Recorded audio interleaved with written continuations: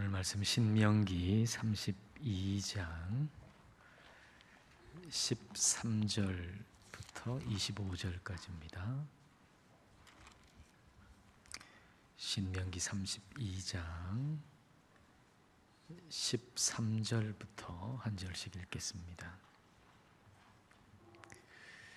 여호와께서 그가 땅의 높은 곳을 타고 다니게 하시며 밭에 소산을 먹게 하시며 반석에서 꿀을 굳은 반석에서 기름을 빨게 하시며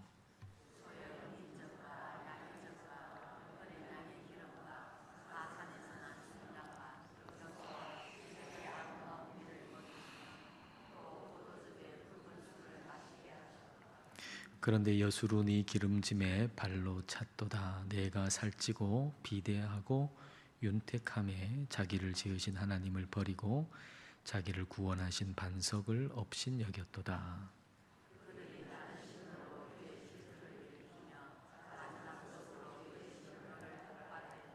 그들은 하나님께 제사하지 아니하고 귀신들에게 하였으니 곧 그들이 알지 못하던 신들, 근래에 들어온 새로운 신들, 너희의 조상들이 두려워하지 아니하던 것들이로다.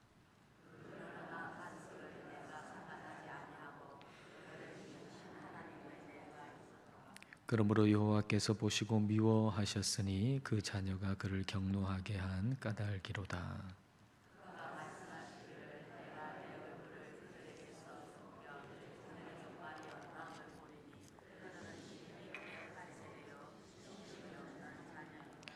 그들이 하나님이 아닌 것으로 내 질투를 일으키며 허무한 것으로 내 진노를 일으켰으니 나도 백성이 아닌 자로 그들에게 시기가 나게 하며 어리석은 민족으로 그들의 분노를 일으키리로다.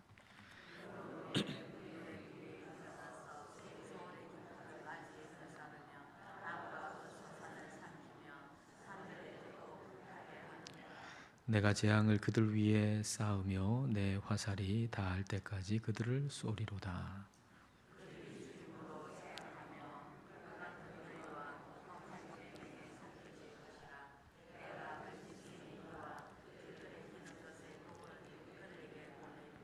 함께 읽겠습니다.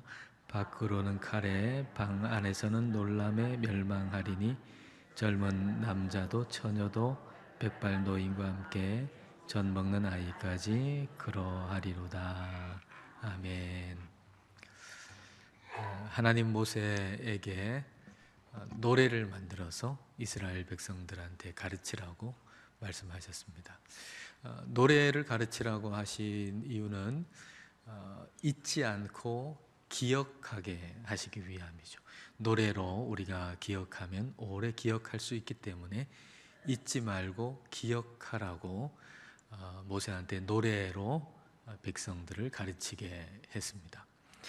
하나님은 하나님께서 이스라엘 백성들에게 하나님께서 하나님 백성들에게 행하신 일을 하나님 백성이 잊지 않기를 원하십니다. 우리가 지난주 수요일에 하나님께서 하나님 백성들에게 행하신 일이 뭔가 함께 나눴죠.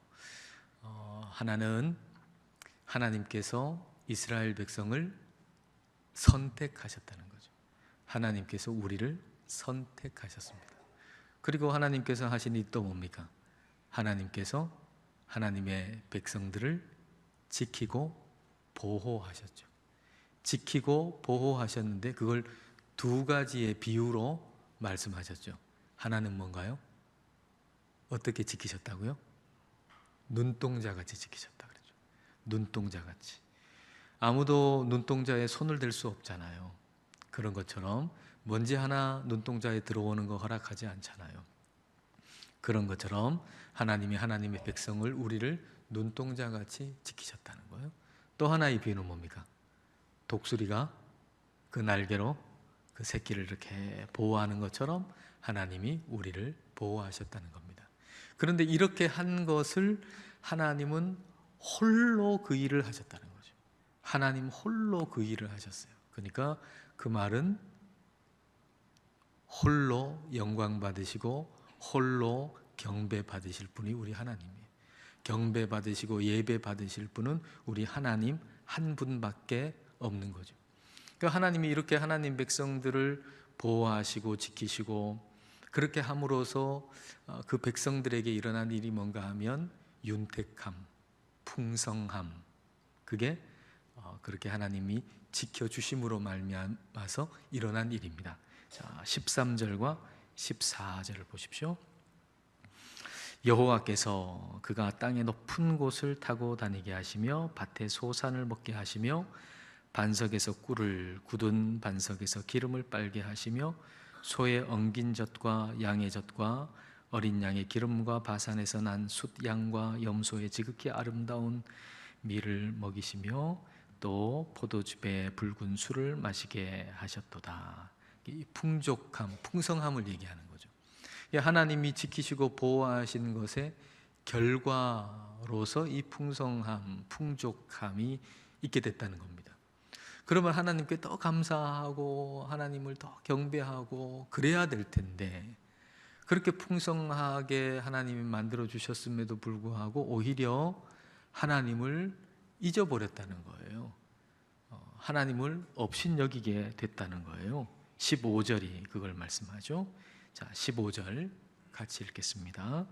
그런데 여수론이 기름짐에 발로 찼도다. 내가 살찌고 비대하고 윤택함에 자기를 지으신 하나님을 버리고 자기를 구원하신 반석을 업신 여겼도다. 이스라엘을 여수룬이라고 부르죠. 여수룬이라고 하는 단어의 의미는 올바른 자, 의로운 자라는 의미입니다. 그러니까 하나님과의 관계가 바른 자라고 하는 게 이게 여수룬이 의미하는 이름의 그 의미인데, 그 단어하고는, 그 단어의 의미하고는 정반대되는 일을 지금 하고 있는 거죠. 윤택해지니까 하나님을 발로 찼다는 거예요. 윤택해지니까 하나님을 무시했다는 거예요. 하나님을 업신여겼다는 겁니다. 우리가 주의를 기울여야 할 때가 언제인가? 우리가 주의를 기울여야 할 때가 참 많이 있긴 하지만, 특별히 우리가 주의를 기울여야 할 때가 우리가 윤택해질 때라고 하는 것을 오늘 이 모세의 노래가 우리에게 가르쳐 줍니다. 그럼 우리가 윤택할 때, 기름질 때, 그때는 언젠가요? 언제 윤택한 거예요? 언제 기름진 거예요? 기도 안 해도 살만하다고 여겨지면 그게 윤택한 거예요. 기도 안 해도 아무 지장이 없다고 여겨지는 때가 사실은 윤택하고 기름지고 풍성한 때예요. 다 이제 다르겠지만, 여러분 상황에 따라 모든 게 다르겠지만, 하나의 기준을 여러분한테 제시한다면 그것은 기도 안 하고 하루를 지내도 아무 이상 없는 때. 우리가 어렵고 힘들 때는요, 기도하지 않고는 하루를 지낼 수가 없어요. 기도하지 않고는 정말 순간순간을 지낼 수가 없어요. 기도할 수밖에 없어요. 근데 어느 순간 좀 문제가 해결되고 좀 돈도 좀 걸리고 좀 그러면은 어느 순간 기도를 잊어버려요. 그리고 하루 종일 아침에 일어나가지고 저녁까지 잘 때까지 한순간도 기도하지 않고도 하루를 잘 보냈어요. 그때가 윤택한 때예요. 그때가 위험한 때예요. 그때가 위험한 때. 그때 우리는 계속 하나님을 구해야 되고 하나님을 찾아야 되고 계속 기도해야 돼요. 계속 기도해야 돼요. 기도를 계속하고 기도에 깨어 있어야 돼요. 기도를 계속하고 기도에 깨어 있으려면 감사를 해야 돼요. 골로새서 4장 2절 말씀 같이 읽어볼까요? 기도를 계속하고 기도에 감사함으로 깨어 있으라. 기도에 뭐로 깨어 있으라고요? 감사함으로 깨어 있으라. 기도를 계속하려면 감사를 계속해야 돼요. 기도를 계속하려면 감사를 계속해야 돼요. 왜 기도가 중단되는 줄 아세요? 감사가 중단되니까. 막 하나님께 간절하게 기도하고 그리고 감사할 때는 계속 기도하지만 그게 싹 잊어져 버리면 기도도 계속이 안 돼요. 근데 우리가 처음 감사하는 건 쉽잖아요. 뭐가 딱 문제가 해결됐어요. 그러면 그 순간에 감사하는 건 쉽잖아요. 근데 어려운 건 뭐예요? 계속 감사하는 게 어려운 거죠. 하나님이 만나를 주실 때 얼마나 신기했겠어요. 얼마나 감사했겠어요. 이런 걸 주시다니요. 근데 어려운 건 뭡니까? 그날 감사하는 거 쉬워요. 한 달 정도 감사하는 거 할 수 있어요. 그래, 길게 잡으면 1년 정도는 할 수 있어요. 그러나 10년, 20년, 30년 계속 감사하기는 어려운 거예요. 그래서 이스라엘 백성들도 나중에는 이 하찮은 음식이라 그랬잖아요. 하나님께서 우리에게 요청하시는 것은 그냥 감사가 아니고 계속 감사해요. 하나님이 우리에게 요청하시는 감사는 뭐냐? 한 번 감사가 아니고 계속 감사해요. 하나님께 구원받은 다음에 1년 동안 감사가 아니고 평생 감사하는 거예요. 하나님이 구원해 주신 것에 대해서 계속 내 생명이 끝나는 날까지 계속 감사하는 거죠. 하나님이 우리에게 요청하시는 것은 그냥 기도가 아니고 계속 기도하는 거예요. 계속 기도하는 거. 어려울 때만 붙들고 기도하는 것이 아니고 그게 문제가 해결된 다음에도 하나님을 계속 구하고 계속 찾고 계속 기도하는 거. 이게 하나님께서 우리에게 요청하시는 겁니다. 이렇게 계속 감사하고 계속 기도할 때 하나님과의 바른 관계 속에 거할 수 있는 거죠. 그럴 때 여수룬이 되는 거예요. 말 그대로 여수룬. 계속 감사하고 계속 기도하고. 그래서 하나님 관계가, 나와 하나님과 관계가 바른 관계에 있는 사람이 여수룬이고 그게 하나님의 백성인 거죠. 하나님은 하나님과 우리의 관계를 가장 중요하게 여기세요. 하나님 중요하게 여기시는 건 뭔가? 하나님과 우리의 관계를 하나님은 가장 중요하게 여기시는데 그걸 한 단어로 압축한 게 질투라는 단어예요. 하나님이 하나님과 우리의 관계를 얼마나 중요하게 여기시는가를 보여주는 압축한 한 단어가 질투라는 단어예요. 16절 말씀 보십시오. 16절 함께 읽습니다.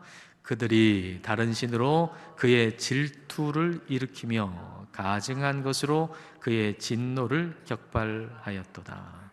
이스라엘 백성들이 하나님의 질투를 일으켰다는 겁니다. 하나님은 질투하시는 하나님이세요. 근데 이 질투라는 걸 여러분 오해하지 마십시오. 우리가 가지는 이 질투라고 하는 것은 좋지 않은 거지만 하나님의 거룩한 속성을 나타낼 때 이 질투는 완전히 차원이 다른 걸 얘기하는 겁니다. 오해하지 마십시오. 어느 책에 그 오프라 윈프리에 대한 그 얘기를 적어놨는데, 오프라 윈프리 여러분 아시잖아요. 미국의 아주 유명한 그 방송인이죠. 근데 이 사람이 자기는 성경의 하나님을 믿지 않는다고 공개적으로 나는 이러이러한 이유에서 나는 성경의 하나님을 믿지 않는다 하고 공개적으로 이렇게 얘기했던 때가 있나 봐요. 그걸 실어놨어요. 27살 무렵에, 오프라 윈프리가 27살 무렵에 어떤 침례교 목사님의 설교를 듣고 있었던 겁니다. 그때까지만 해도 이제 예배에 참석하고 하나님을 믿는다고 그렇게 믿었던 사람인데, 그날 이제 설교 시간에 하나님의 전지전능하심에 대해서, 그리고 하나님의 무소부재함에 대해서 이렇게 막 설교를 한 거예요, 그분이. 근데 그러다가 출애굽기 34장 말씀에 하나님은 질투하는 하나님이시다. 다른 신들에게 절하지 말라. 요 구절을 가지고 하나님은 질투하시는 하나님이다 라고 하는 설교를 한 겁니다. 자, 이걸 이제 듣고 있던 오프라 윈프리가 이렇게 얘기를 해요. 나는 목사님이 질투라는 말을 꺼내기 직전까지는 완전히 몰입해 있었습니다. 그런데 하나님이 나를 질투하신다는 겁니다. 그리고 이렇게 덧붙입니다. 나는 뭔가 잘못되었다는 생각이 들었습니다. 나는 하나님은 사랑이시라고 믿고 있었거든요. 오프라 윈프리가 성경의 하나님을 거부한 이유는 뭐냐면 하나님이 질투하시는 하나님이기 때문에 나는 하나님 못 믿겠다 하고 하나님을 떠나버린 거죠. 하나님이 질투하신다라고 하는 게 옳지 않다고 여겨졌던 겁니다. 그런데 하나님의 질투라고 하는 것은, 질투하는 하나님이라고 하는 것은 하나님의 사랑 또는 하나님의 공의와 같은 하나님의 거룩한 속성이에요. 거룩한 속성 가운데 하나가 하나님의 질투예요. 그렇기 때문에 이 거룩한 속성은 사람이 옳다 그르다라고 말할 수 있는 게 아닙니다. 아니, 거룩하지도 않는 사람이 거룩하신 하나님을 향해 가지고 당신의 그런 속성은 옳지 않습니다라고 얘기할 자격이 있습니까? 사람이. 우리가 무슨 자격이 있습니까? 그런 자격은 없어요. 하나님이 우리를 판단하시는 거지 우리가 어떻게 하나님을 판단합니까? 그러면 하나님이 질투하시는 하나님이라고 할 때 그 질투하시는 하나님이라고 하는 그 질투는 뭔가 하고 좀 알려주세요. 내가 모르겠거든. 내가 그게 이해가 안 되면 내가 그만큼 좁다는 걸 알고 하나님 좀 깨우쳐 주세요. 알게 해주세요. 그렇게 나와야지. 내가 이해가 안 된다고 해가지고 내가 옳지 않다고 생각이 들어가지고 하나님 그거는 옳지 않으니까 나는 하나님 못 믿겠다, 이럴 수 없는 일이라는 얘기죠. 성경은 분명히 하나님은 질투하시는 하나님이라고 그랬어요. 질투하시는 하나님이라고 하는 것은 우리의 사랑을 독차지하고 싶어 하시는 하나님. 하나님은 우리의 사랑을 독차지하셔야만 하는 하나님. 우리의 사랑을 나누어 가지기를 원치 않으세요. 저쪽 어디에 우리가 우상에게 사랑을 조금 나눠주고 하나님한테 조금 나눠주고 이럴 수 없단 말이에요. 하나님은 그걸 원치 않으신다는 거예요. 그게 질투하시는 하나님이죠. 이사야서 42장 8절 말씀. 자, 여기 질투하시는 하나님의 그 속성이 드러나잖아요. 같이 한번 읽어볼까요? 나는 여호와이니 이는 내 이름이라. 나는 내 영광을 다른 자에게, 내 찬송을 우상에게 주지 아니하리라. 하나님은 영광과 찬송을 다른 이에게 빼앗기지 않으세요. 우리의 모든 찬송과 우리의 모든 영광을 우리 하나님은 온전히 받기를 원하시는 거죠. 하나님은 우리의 사랑을 독차지하기를 원하세요.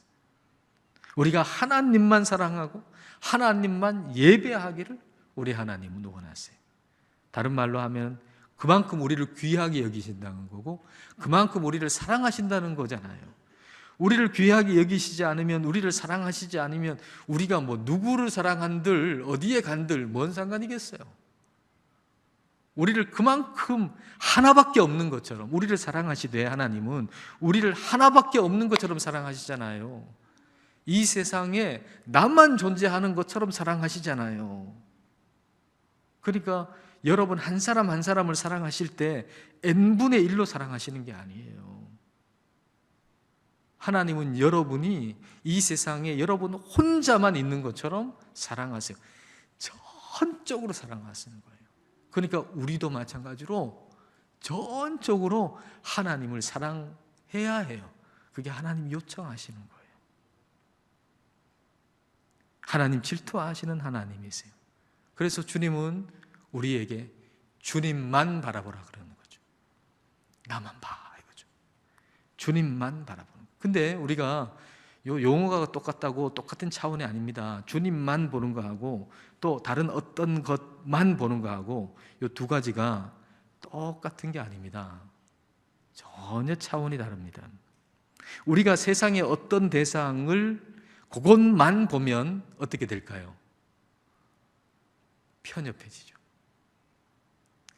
그것 외에 다른 것은 이제 네 편 갈라가지고 이것만 본단 말이에요. 뭐 정치도 마찬가지고 뭐 사람 모여 있는 것도 마찬가지고, 이것만 보면 요 그룹만 다 이렇게 똘똘 뭉쳐가지고 다른 그룹은 완전히 나쁜 놈들 되고 편을 가른단 말이에요. 그게 한쪽만 바라볼 때 나타나는 현상이죠. 근데 하나님만 바라볼 때는 새로운 시각이 생겨요. 다른 것을 보는 새로운 시각이 생기고, 그래서 나뉘어졌던 게 오히려 하나가 되고 조화가 되는 거예요. 그러니까 하나님만 본다는 거, 하나님만 바라본다는 거, 그거는 우리로 하여금 가장 복된 인생을 살아가게 만들어 주는 것이죠. 근데 이스라엘 백성들이 윤택하니까요, 한눈 파는 거예요. 딴 데 눈을 돌리는 거예요. 그 다른 것, 딴 곳에 눈을 돌렸는데 그 다른 것이 뭔가. 자, 17절 보십시오. 17절 말씀. 그들은 하나님께 제사하지 아니하고, 이제 하나님을 예배하지 않고 귀신들에게 하였으니, 곧 그들이 알지 못하던 신들, 근래에 들어온 새로운 신들, 너희의 조상들이 두려워하지 아니하던 것들이로다. 근래에 들어온 신들, 그 뒤에는 귀신이 있죠. 악한 영이 있죠. 그러니까 이건 귀신의 그 최근에 들어온 신들, 이렇게 표현은 말하자면 이스라엘 백성들이 사는 땅에, 하나님 백성들이 사는 땅에 있는 어떤 새로운 문화, 이렇게 표현할 수 있을 겁니다. 그 문화 뒤에 악한 영이 있는 거죠. 오늘 이 세상의 문화도 그렇잖아요. 이 세상의 문화도 그 배후에 악한 영이 있어요. 오늘의 문화는 말이죠, 절대적인 진리를 거부하는 문화예요. 오늘의 문화는, 오늘 이 시대의 문화는 절대적인 진리를 거부하는 문화. 그래서 예수 그리스도만이 절대적인 진리라고 하는 걸 우리가 전하기에 아주 매우 힘든 이 문화가 오늘날의 문화인 거죠. 그래서 우리가 이제 생각할 때는 우리의 신앙과 이 문화가 충돌하는 것 같다, 이렇게 생각이 될지 모르겠지만, 사실 따지고 들어가 보면 신앙과 신앙의 충돌이에요. 신앙과 문화의 충돌이 아니고 신앙과 신앙의 충돌. 절대적인 진리는 없다라고 지금 세상은, 이 문화는 주장하는데, 절대적인 진리는 없다라고 하는 걸 절대적인 신앙으로 믿잖아요. 그게 절대적인 신앙이죠. 절대적인 기준이라고 하는 것, 절대적인 이 진리라고 하는 것은 없다라고 하는 걸 절대적으로 믿는 신앙. 그러니까 절대적인 기준이 있고 절대 진리가 있다라고 믿는 신앙하고, 우리의 신앙하고, 이 세상에 절대적인 건 없다라고 믿는 이 절대적인 믿음하고 충돌하는 거죠. 그 엄청난 신앙 아닙니까? 절대 진리가 있다는 걸 믿는 것도 엄청난 신앙이지만은, 절대적인 건 없다는 걸 믿는다는 것도 이거 엄청난 신앙이거든요. 이 두 신앙이 충돌하는 거죠. 오늘의 싸움은 영적 싸움이에요. 신앙과 문화의 싸움이 아니고, 신앙과 과학의 싸움이 아니고, 신앙과 신앙의 싸움이에요. 믿음과 믿음의 싸움. 오늘날에 진화, 사람이 우연히 태어났고 진화됐다, 근거가 어디 있습니까? 과학적 근거가 없어요. 근데 그거를 절대적인 어떤 진리로 마치 본 것처럼, 안 봤는데 본 것처럼 그렇게 확실하게 믿잖아요. 그러니까 이게 신앙이죠. 오늘의 싸움, 영적 싸움. 예수 그리스도가 절대적인 기준이고 진리다라고 하는 걸 믿는 신앙하고, 절대적인 건 없고 기준은 오직 나다, 각 개인이 기준이다, 내가 기준이다, 내가 절대적 기준이다, 이 두 가지의 신앙이 지금 싸우는 거죠. 요즘에는 평등, 자유, 이런 주제가 상당히 중요하잖아요. 우리에게 평등이나 자유라고 하는 것은 기준이 뭡니까? 하나님이 절대 기준이 되잖아요. 하나님이 절대 기준이 돼가지고 그 안에서 평등과 자유와 행복을 우리는 얘기하는 거죠. 하나님께서 남자와 여자를 창조하셨으니까 하나님 안에서 남자는 남자로서 하나님 안에서 살아가는 거, 그게 복된 거고, 여자는 하나님 안에서 또 여자로서 살아가는 게 가장 복된 것이죠. 숟가락은 숟가락으로, 젓가락은 젓가락으로. 근데 젓가락이 평등하지 않다. 나도 숟가락 될란다. 나는 숟가락이라고 생각하면 나는 숟가락이다. 젓가락이 그렇게 주장한다면 어떻게 되겠어요? 젓가락으로 국 떠먹어야 되겠죠. 숟가락 2개 가지고 젓가락질 해야 되겠죠. 그게 무슨 일이겠습니까? 그게 행복하겠습니까? 식사 때마다 오늘은 숟가락 2개 가지고 젓가락질하고 젓가락으로 국 떠먹고, 그 다음 날에는 반대로 하고, 그러면 평등해진다. 그래서 다 그렇게 하면은 식사 시간마다 얼마나 고역이겠습니까? 뭐가 행복하겠습니까? 절대 기준을 무시해 버리고 평등과 자유를 얘기한다라고 하는 것은 사실 인간이기를 포기한다는 거고, 그리고 스스로 죽는 길을 선택하는 거죠. 왜 도로에 중앙선을 그어놨냐? 왜 그 중앙선이 절대 기준이 되냐? 다 지워버려라. 우리가 각자 가고 싶은 대로 운전하고 가면 되지. 그게 자유고 그게 평등이지. 왜 중앙선을 그어놔가지고 그거 못 넘게 하냐? 그래 보십시오. 어떻게 되겠는가? 사람들 얼마나 많이 죽겠습니까? 그게 뭐 평등이고 그게 뭐가 자유이고 그게 뭐가 행복이겠습니까? 지금 우리의 싸움은 영적 싸움이거든요. 하나님이 절대 진리라고 하는 그 신앙하고 내가 절대 진리다, 내가 원하는 대로 성도 내가 원하는 대로 정할 수 있고 뭐든지 내가 원하는 대로 하는 게 행복이다 라고 믿는 신앙하고 이 2가지의 싸움인 거죠. 우리가 하나님 백성으로서 오늘날의 문화 뒤에 숨어있는 그 악한 영을 봐야 돼요. 그 엄청난 믿음입니다. 악한 영을 믿는 엄청난 믿음입니다. 그게. 근데 이스라엘 백성들이요, 자신들이 살아가는 그 문화 뒤에 숨어있는 그 귀신들, 악한 영들을 분별하지를 못하는 거죠. 하나님이 잊어버린 거예요. 하나님의 잊어버린 자에게 주시는 하나님의 처벌이 뭘까요? 하나님의 얼굴을 가리시는 거예요. 하나님의 임재를 가리시는 거예요. 20절 말씀 보십시오. 자, 20절 같이 읽겠습니다. 그가 말씀하시기를 내가 내 얼굴을 그들에게서 숨겨 그들의 종말이었다함을 보리니 그들은 심히 패역한 세대요 진실이 없는 자녀임이로다. 하나님 얼굴을 가렸다는 것은 하나님 임재를 가렸다라고 하는 거거든요. 그러니까 우리가 하나님 잊어버린 자에게 최고의 벌은 뭐냐면 하나님 임재가 가려지는 거예요. 하나님 임재 의식이 없어지는 거예요.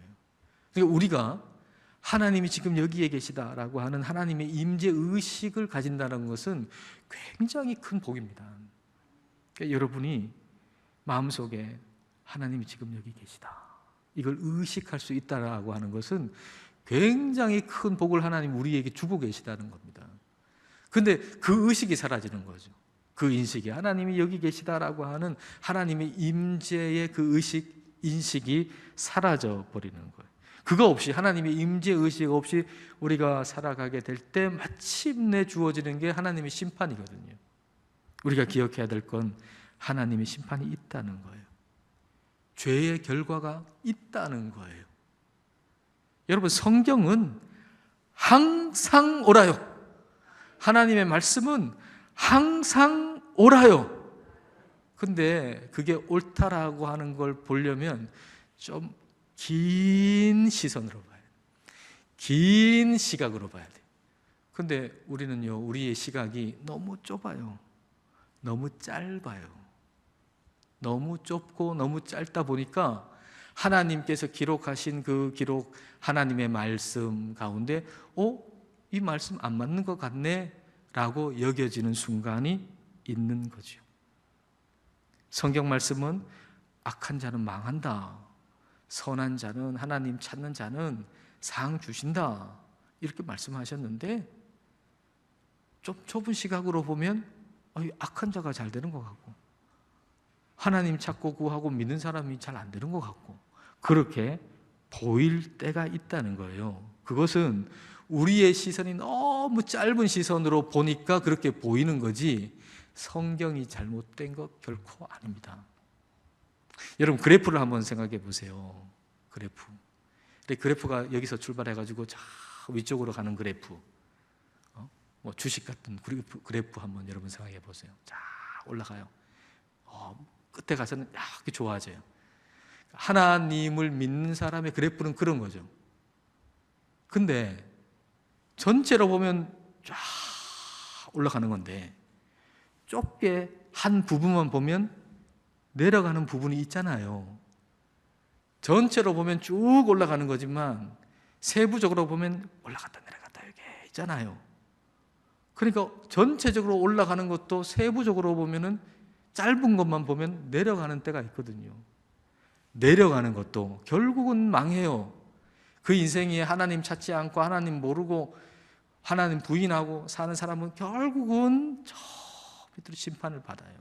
이 밑으로 내려가는 곡선이에요. 근데 한 부분만 보면 올라가는 부분이 있잖아요.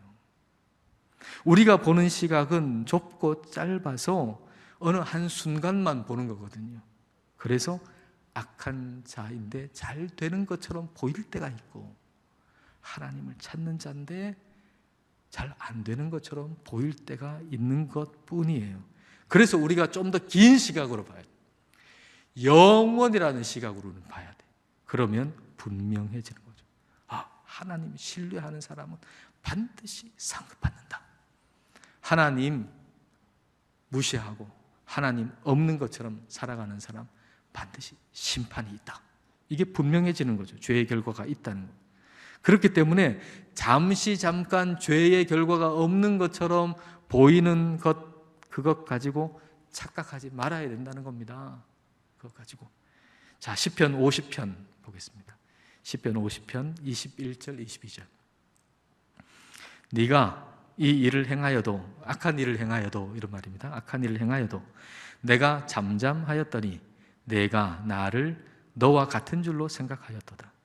그러나 내가 너를 책망하여 내 죄를 내 눈 앞에 낱낱이 드러내리라 하시는도다. 하나님을 잊어버린 너희여 이제 이를 생각하라. 그렇지 아니하면 내가 너희를 찢으리니 건질 자 없으리라. 악한 일을 행해도 하나님이 가만히 계시면서 다시 돌아올 기회를 주시는데 사람은 생각하기를 악한 일 해도 괜찮네 이렇게 생각한다는 거예요. 아니다 그거. 악한 일에는 반드시 결과가 있다. 죄에 대해서는 반드시 그 결과, 그 심판이 있다. 반드시 그 결과가 있다는 걸 하나님이 우리에게 말씀해 주시는 거예요. 여러분 이걸 여러분 잊지 마십시오. 좀 긴 시각으로 보십시오. 뭐 좀 잘못된 것 같다. 성경이 뭐 좀 잘못된 것 같다. 그렇게 얘기시면 내 시각이 너무 짧은 순간만 봤구나. 좀 더 긴 시각으로 보십시오. 조금 더 긴 시각으로 하나님의 말씀을 절대 기준으로 삼는 것만이 복이에요. 그러니까 우리가 조금 더 긴 시각으로 영원이라는 시각으로 바라보면 정말 복은 뭐냐? 하나님의 말씀을 절대 기준으로 하고 사는 것, 그것만이 복이에요. 그것만이. 짧은 시각으로 보면은 내가 하나님 좀 이렇게 없는 것처럼 해가지고 뭔가 술수를 싸가지고 하면 복을 받는 것 같잖아요. 복이 아니에요. 그게 좀 긴 시각으로 보면 하나님의 말씀을 절대 기준으로 해서 행하는 것만이 복이라는 사실을 알게 되죠. 미혹되는 일이 많은 시대입니다. 오늘 우리 시대는 미혹되는 일이 많은 이 시대, 하나님 말씀을 더 절대 기준으로 해서 살아가시고 계속 감사하시고 계속 기도하시기를 축복합니다.